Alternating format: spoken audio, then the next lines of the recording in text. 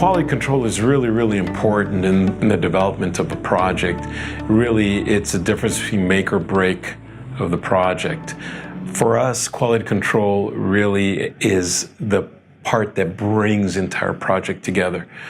We've developed some sophisticated standards here at Development One that over the last 30 years, it has really prevented us from any lawsuits because of the quality of our drawings. We've done really, really well in that department. It's something that we've continued to evolve over the years.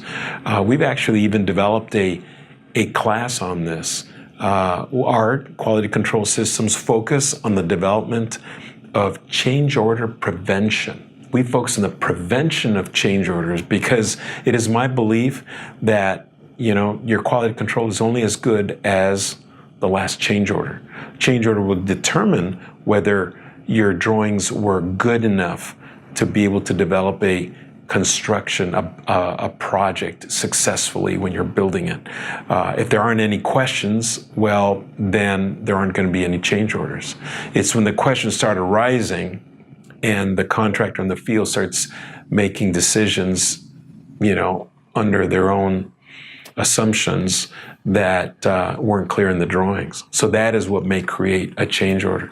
So for us, we've developed this class that focuses on change order prevention. We actually took a book called Contractor's Guide to Change Orders, which teaches them how to get change orders. And we reverse engineered the book and we developed this class from that. And it's been quite successful, not only here in the office, but with our consultants and even our clients to teach them how to avoid change orders. Design build is a process that just is really, really nice when it can work together. When the contractor and the design professionals come together as a team to develop a project. We've done quite a few design build projects. We've had some that were very difficult, some that came together very, very well. The most successful ones came together when truly we were a partnership, where the design professionals could take care of the contractor and the contractor could take care of the architect. What I mean by that is that the people that are out there building these projects can take a look at what the content of the drawings is, and they can come back and give us feedback, tell us, this area is not very clear. I'd like you to develop it a little bit more so that when we go out to bid, there are no questions asked. Or what did you mean by this? Because this is not very clear. I think we should develop that a little bit further. So to get that feedback from the contractor and the architect to be able to listen to the contractor and come together as a team provides a tremendous level of quality in the construction of a project. Redlining is very, very critical to any project. Basically what we do is that we take our checklist, and after we've gone down through our checklist, any corrections that we need to make on the drawings, we will mark them up with red pencil. Some people refer that as bleeding over the drawings because obviously it's red. But what this does is it highlights all those areas that need corrections. We go through all our checklists, we mark them up, and we even apply a professional opinion as to how things should be developed well.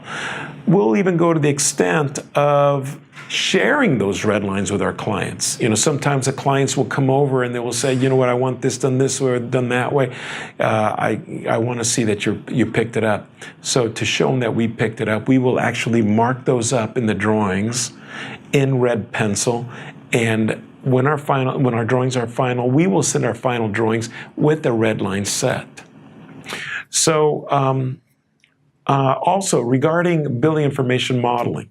Well, building information modeling is a different technology. It has anything to do with redlining, but what it does do is it provides a level of quality control that allows you to build the building electronically before it's built on the site.